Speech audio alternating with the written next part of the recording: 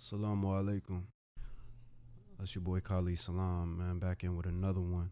Um, I want to introduce y'all to my new podcast, man, the Peace Seekers podcast. Just to give you guys a little bit of backstory of what this is going to be about, I want to take you all on a journey of dealing with depression and anxiety. For those who don't know, I dealt with depression and anxiety for a, a, a long time, to, to say the least.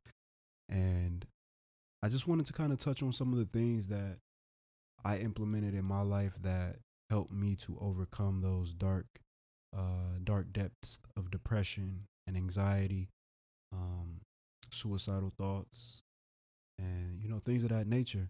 Just kind of take you guys on a journey of mental health, um, and I would like to touch on different things that I've implemented in each episode, as well as having people on the podcast who have overcome some of those hard times and just overcome struggles, right? Mental struggles in life. I think everyone goes through things.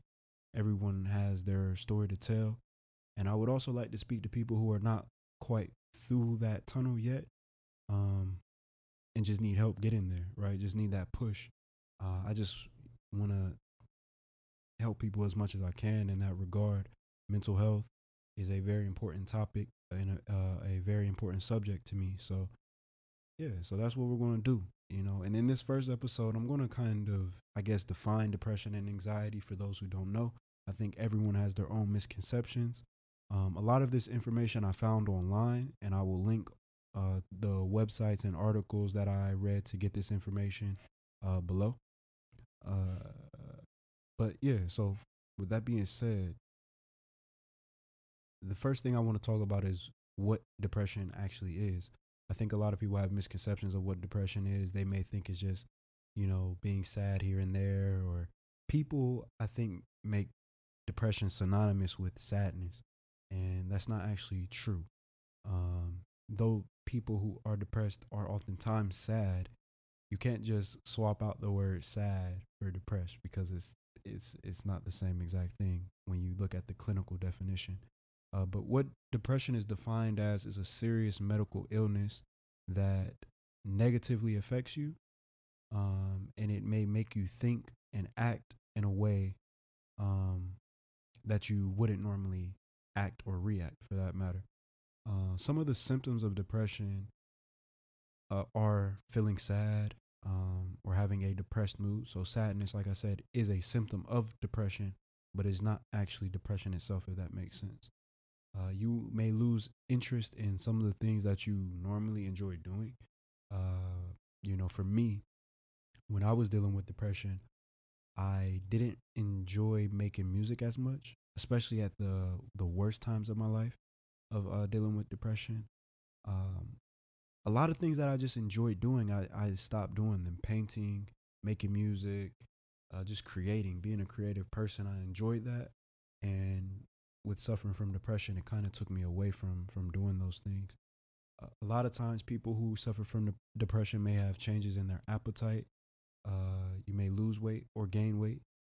You may have trouble sleeping, or in a lot of cases, especially for myself, you may sleep too much. I used to feel like I could sleep the day away. I could sleep my life away because when you're dealing with sadness and you're dealing with anger and depression, a lot of times what you would do is try to sleep because when you sleep, you don't feel those emotions. You know what I mean? It's like an escape from the world and everything that's going on around you. So you may have loss of energy, increased fatigue. You may sleep more, or you may have trouble sleeping. Um, you may increase in purposeless physical activity. The example that they give on this in this article is hand wringing or pacing, or slowed movements in speech, actions observable by others. Um, you may feel worthless or guilty. These are two things that I struggle with a lot when I suffered from depression, especially guilt. I had a sense of survivor's guilt, I think, or survivor's remorse, which we'll talk more about that later. But just growing up in the neighborhood that I grew up in, I was able to move out of that neighborhood fairly early. And a lot of my friends are still there or dead or in jail. So That's something that we'll touch on in later episodes. But just to give you an example of how that affected me, you may have difficulty thinking, concentrating, or making decisions. Making decisions for me was one of the toughest things. I cannot even begin to explain this. And this is one of the specific lessons that we're going to talk about later, and how Islam actually helped me in making decisions, because there's an outline of things that you can do and can't do. So when you already have in mind what you can and can't do, it makes decisions a lot easier. Um, and then ultimately, a lot of these things can lead to thoughts of death or suicide.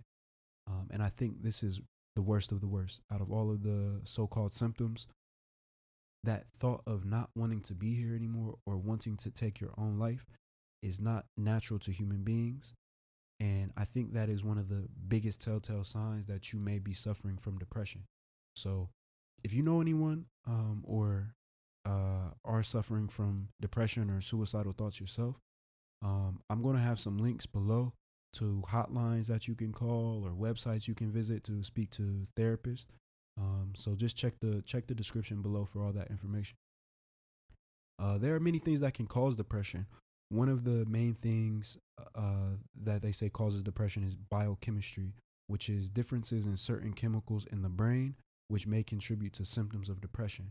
These chemicals can be things such as serotonin, dopamine, um, your vitamin D levels. That's something that I didn't know until late in my time dealing with depression was even a thing, to be honest with you. And I'll speak on that more in depth. But just to kind of touch on it real quick, um, late in my time dealing with depression, I actually went to a doctor in Columbus, Ohio, who I will link below as well. He's actually a psychiatrist and a sleep therapist. And what they do is they draw your blood and it shows them all of your levels. Like they have, I guess, like a spectrum or a specific level that these chemicals should be, or average level that these chemicals should be in your brain, depending on weight, gender, things of that nature. And my levels were extremely low. Hopefully, I can find the paperwork for it and I can give you guys the exact numbers later on when I talk about this more in depth. But my serotonin levels were extremely low. My dopamine levels were extremely low. Vitamin D levels were extremely low. So much so that I was actually placed on medication and I had to take vitamin D supplements in order to kind of counteract that. But we'll get into that later. Genetics, they say, can play a role in your depression. They say it can run in families. So yeah, that's another thing we'll get into. Personality. People with low self-esteem who are easily overwhelmed by stress or who are generally pessimistic appear to be more likely to experience depression. And that is another key thing we'll get into as well. I know I'm kind of breezing over these things, but I want to keep this episode kind of short, just because I'm using this more so as an introduction than anything. Um, and also environmental factors. If you have continuous exposure to violence, neglect, abuse, or poverty, they may make some people more vulnerable to depression. So that's another thing I've dealt with as well.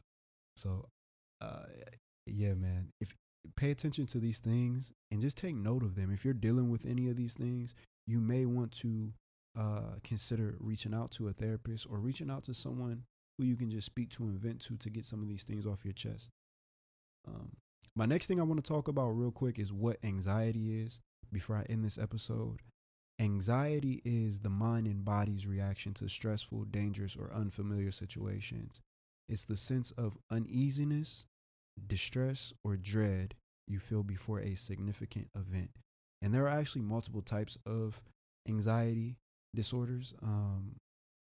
And anxiety disorders are characterized by a general feature of excess fear, whether that's an emotional response to perceived or real threat, and or worrying about a future threat, and that can have a negative behavioral and emotional consequence. The two types of anxiety disorders that this article actually describes is obsessive compulsive and related disorders, as well as trauma and stressor related disorders.